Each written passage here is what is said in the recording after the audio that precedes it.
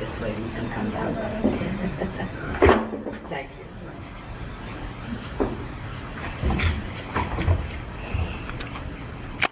Thank you, Myrna, and good evening, ladies and gentlemen. It's a great honor to have been selected to deliver this evening's lecture. Daniel and I go back a very long ways. I first met him when I was a PhD student at Princeton, and he was pursuing a PhD in an inferior institution, Harvard University. And knowing that, he came to Princeton to spend a semester at the Font of Wisdom. And we became fast friends at that time. When he established the Middle East Forum and then the Middle East Quarterly, he asked me at the time to join his board of editors. I did that without hesitation. And then later, when he asked me to edit the journal, when he decided himself that he wanted to devote himself to other pursuits, I enthusiastically came on board, and I had a splendid 3 years as editor, in which I learned that Daniel had impeccable editorial judgment, to go along with his political judgment as well. I consider myself a friend of the Middle East Forum. The Middle East Forum is indispensable. It was mentioned earlier, this is a relatively small organization, and indeed it is. Its impact is far beyond its scale and size. And when one looks at the whole range of think tanks and institutions which deal with the Middle East, I can say that the Middle East Forum stands in the first line in influencing both policy and the way in which public interprets the Middle East. So again, it's a great pleasure to be here with you this evening. It's an honor for me. My subject this evening is America's ideas as implemented in the Middle East and their influence on policy. Now, it is one of the endearing and problematic aspects of American foreign policy that it's never enough simply to evoke American interests. To be taken seriously in foreign policy, one must think big American ideas. And of course, the less one actually knows about a region of the world, the easier it is to think very big ideas about how to transform it. American foreign policy since World War II hasn't been about maneuver or balance, it's been about transformation. And truth be told, the United States has had spectacular success as a result. Think of our achievement in Europe. This continent, cramped for geography and pumped up with power, had become a machine for creating and exporting war. It didn't have the will or the way to pacify itself. America pacified it. Today, of course, the Europeans fancy themselves the peace lovers, and they cast Americans in the role of warmongers. It's rubbish. America used its power to bring peace to the most warlike and war-torn continent in all of human history. America transformed Europe. So it should come as no surprise that as a younger generation of Americans looks around the world for a place in need of its healing touch, it should focus on the Middle East. Here is yet another part of the old world, a part to which we owe a considerable cultural debt, and where we also have considerable interests, which is mired in conflict and in tyranny.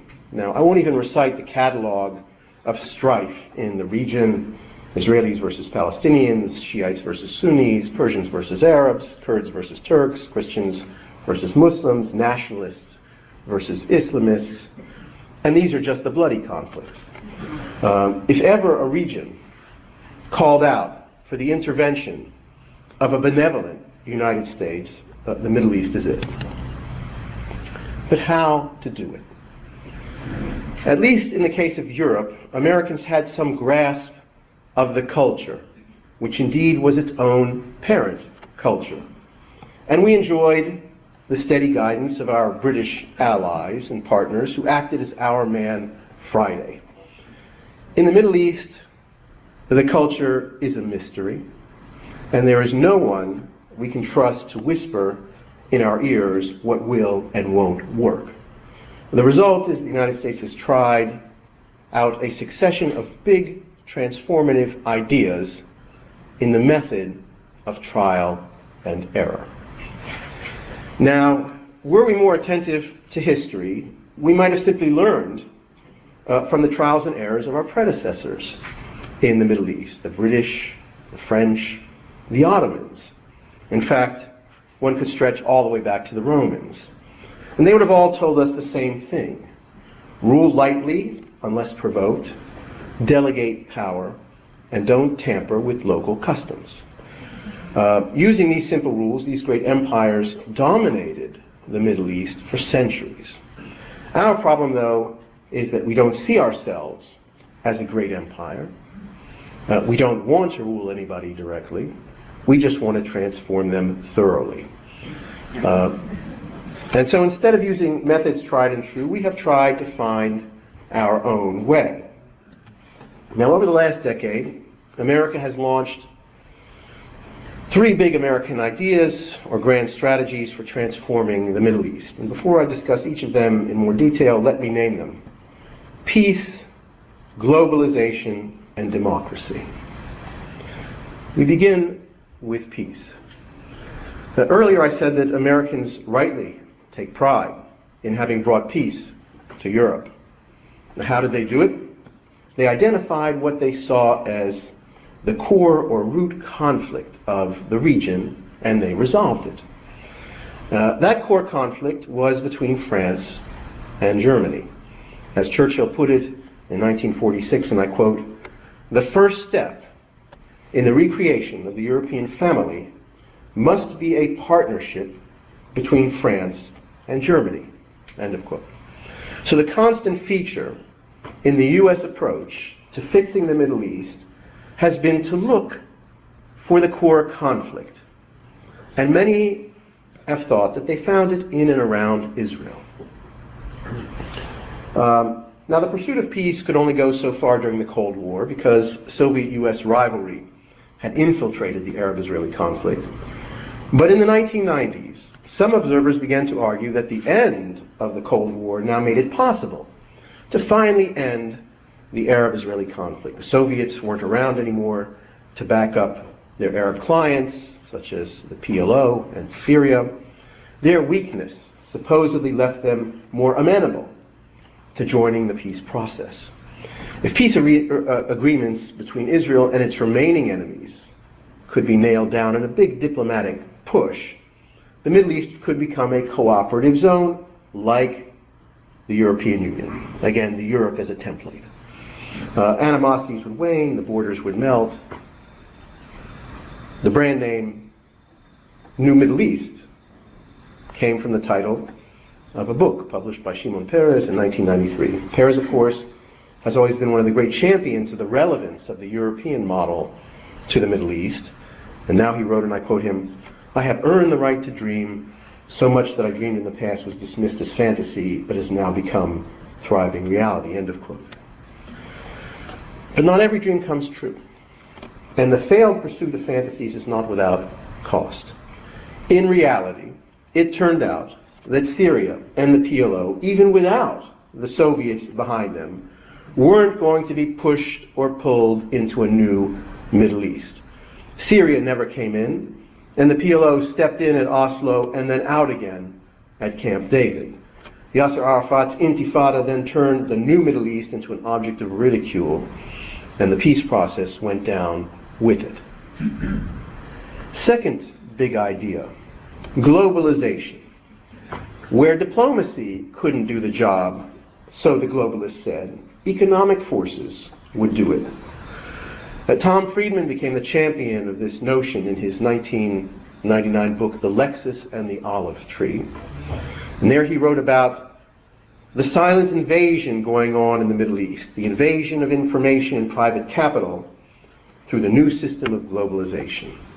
The Arabs and the Iranians would eventually have to put on what he called the golden straitjacket. I quote Mr. Friedman, "As your country puts on the golden straitjacket, two things tend to happen. Your economy grows and your politics shrink." Friedman filled his book with anecdotes about another Middle East, full of wired, business-focused Arabs and Persians. His book became a bestseller because it made Americans feel good. Market forces would fix the world. The United States tried to accelerate this process by organizing Middle East economic summits, and the United States punished bad guys with economic sanctions, which became the all-purpose jackknife of U.S. Middle East policy. Now, even by the late 1990s, it was obvious that economic sanctions weren't taming the radicals. But the globalization idea finally came crashing down with the Twin Towers on September 11th. Globalization, it turned out, could also empower the wrong Arabs. Most obviously, Osama bin Laden and the global jihad. They were using email to plot terror acts, the banking system to transfer money, and websites to post their videos, which were carried by Al Jazeera via satellite to millions of viewers. Globalization in the Middle East, we now know, hasn't made politics shrink. It's making them expand. And it's politicizing every corner of society, often against us. Now, if globalization wasn't going to cure the Middle East, what would? Obvious, said the neoconservatives, democracy.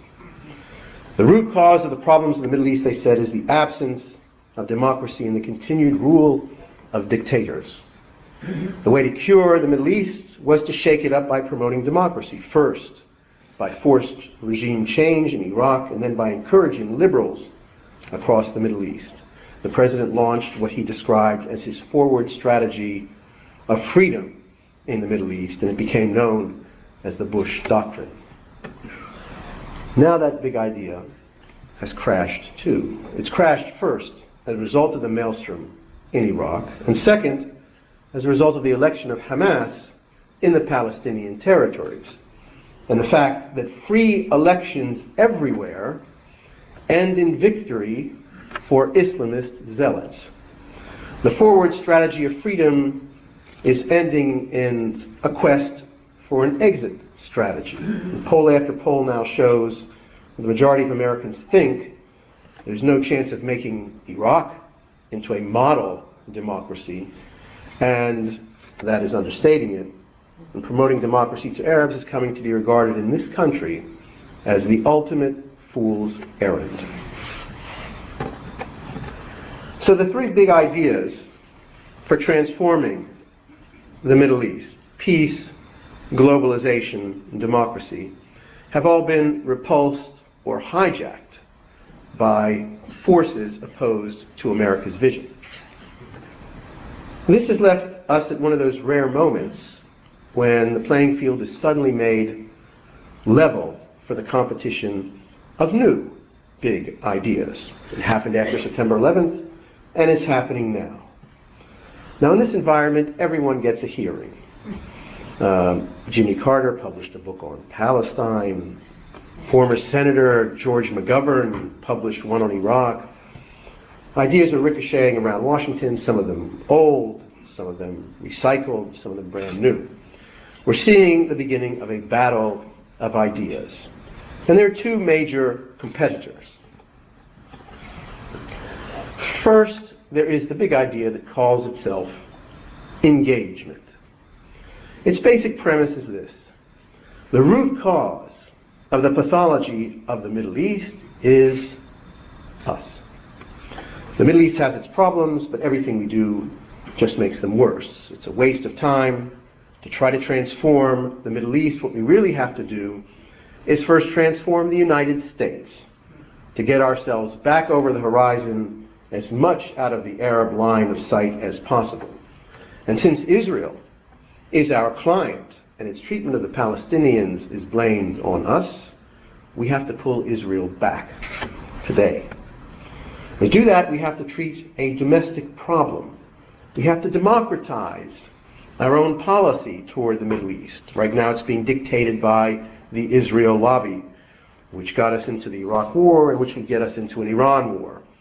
This is America's own pathology, the inability of our political system to resist the pressure of a highly motivated, aggressive, and determined interest group whose parochial interest now conflicts with the national one.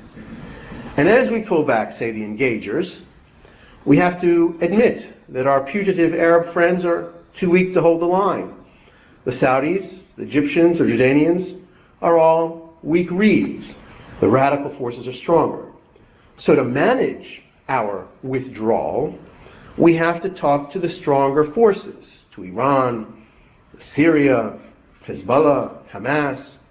We have to engage them in dialogue and find some shared interest with them so that we can reposition ourselves safely and not leave chaos behind.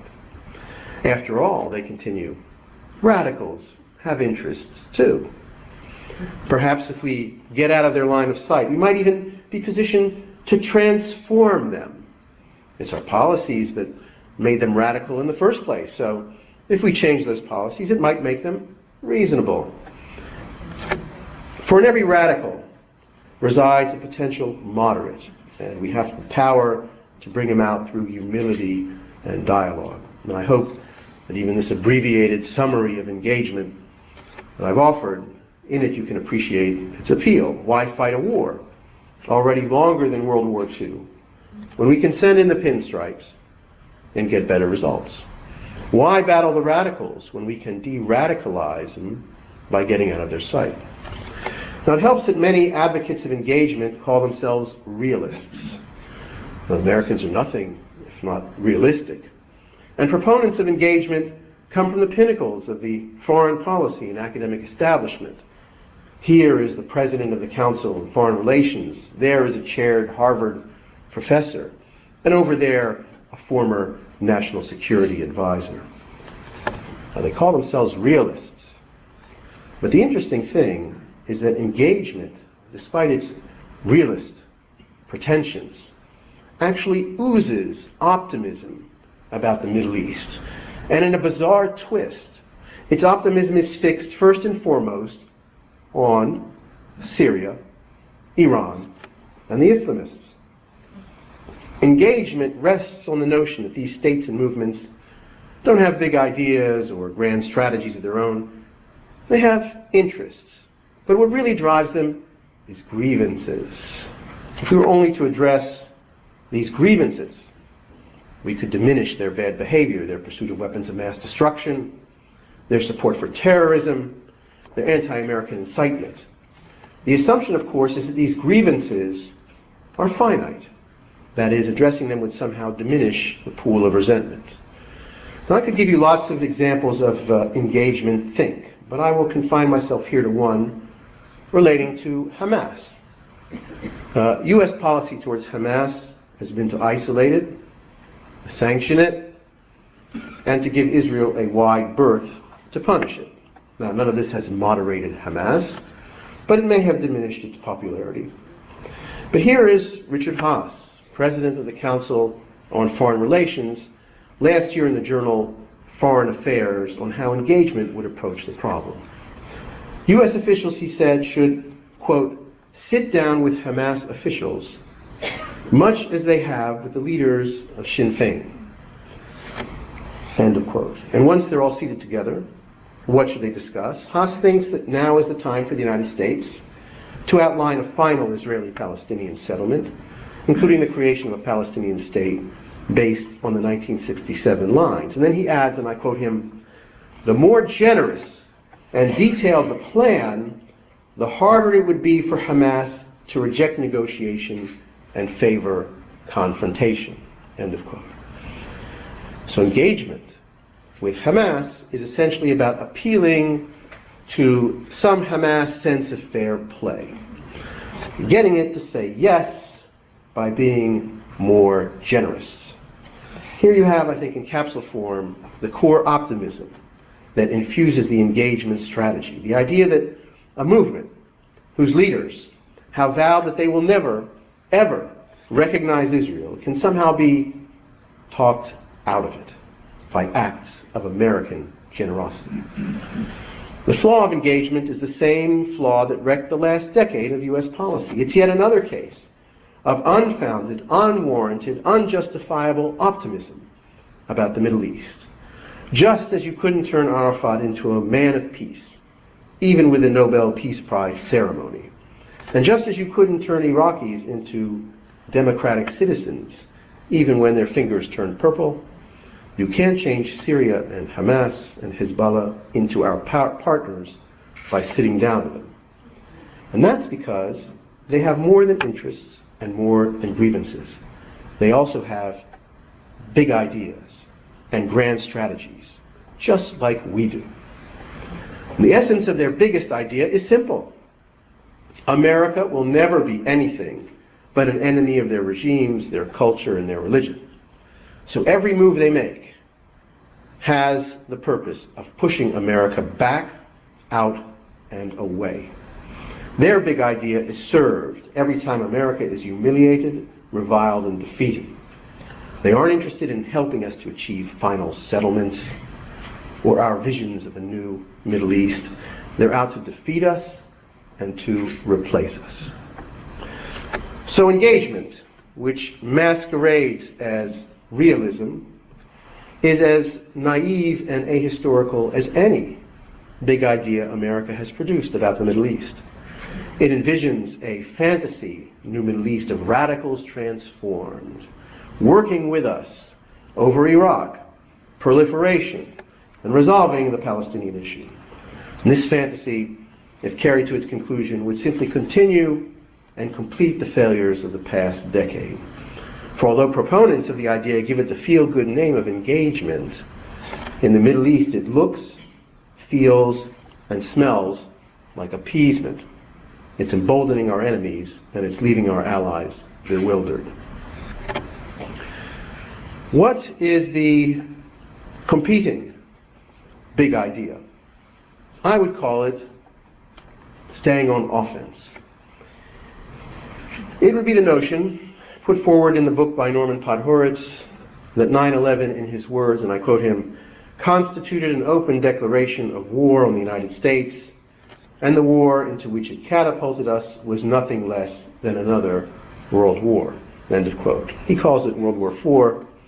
The Cold War, by his calculation, was World War III.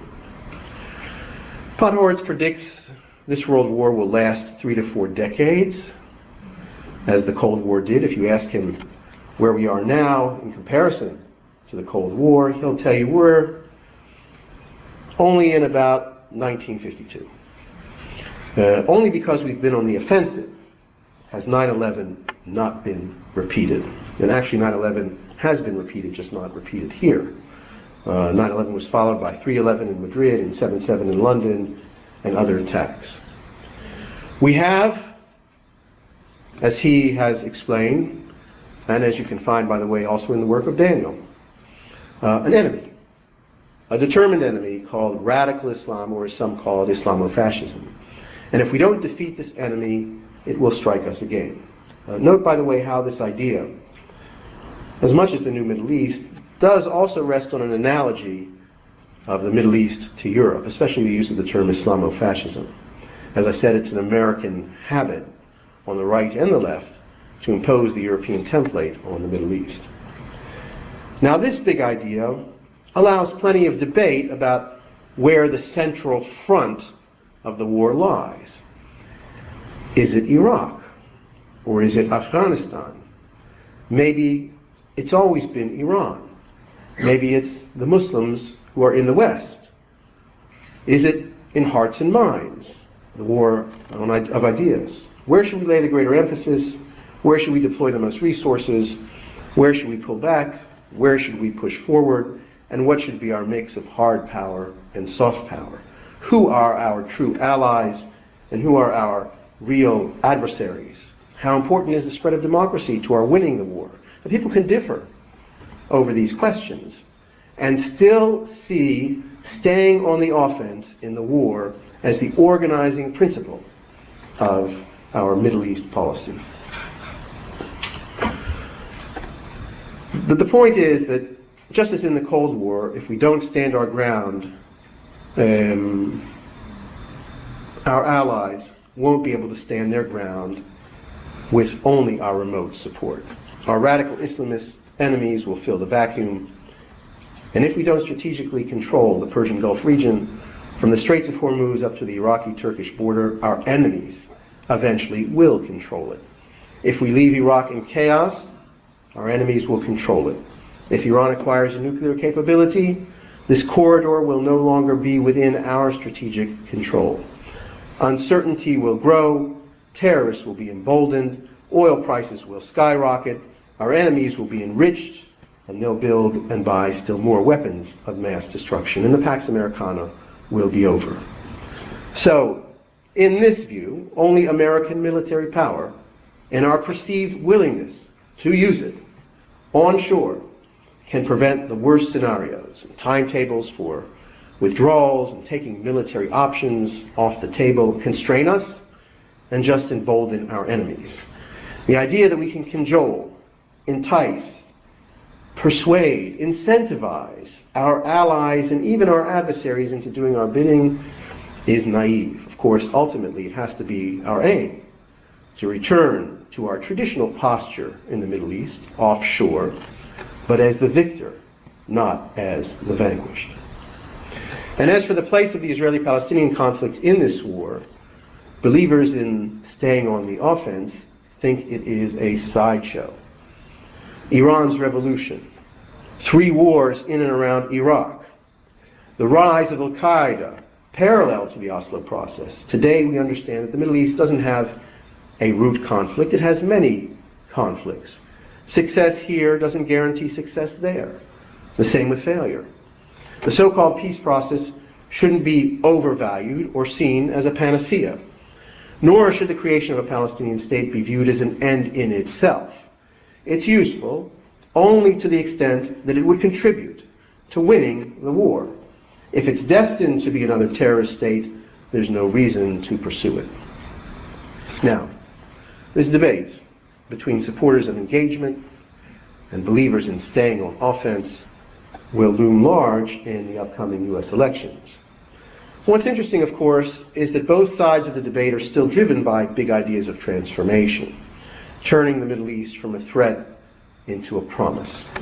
The American quest for the next big idea for the Middle East will probably never end, because Americans are attracted to big, transformative ideas. But the last decade has shown time and again that big ideas often lead to big trouble, because they underestimate the strong undercurrents of Middle Eastern societies. A process, I think, has to start of disabusing Americans of the notion that the pathologies of the Middle East have one root cause and one grand fix. There are many different pathologies in the Middle East and no single fix. And for some of the pathologies, alas, there may be no fix at all. In the current issue of Commentary, I participated in a symposium on Norman Podhoritz's book. I'm obviously highly sympathetic toward his big idea, but with one grain of salt. And allow me to quote myself by way of conclusion this evening. For the Bush Doctrine to survive Bush, it will have to incorporate all that we have learned since he formulated it. And much of it comes down to this. The Middle East is not Europe. Iraq is not Germany. And Afghanistan is not Japan. They're not Vietnam either. The road to hell is paved with bad analogies, which are no substitute for the lived experience and specific knowledge. According to a Greek poet, the fox knows many things while the hedgehog knows one big thing. The hedgehogs have taken the Bush Doctrine as far as they can. Now it is the turn of the foxes. Thank you very much.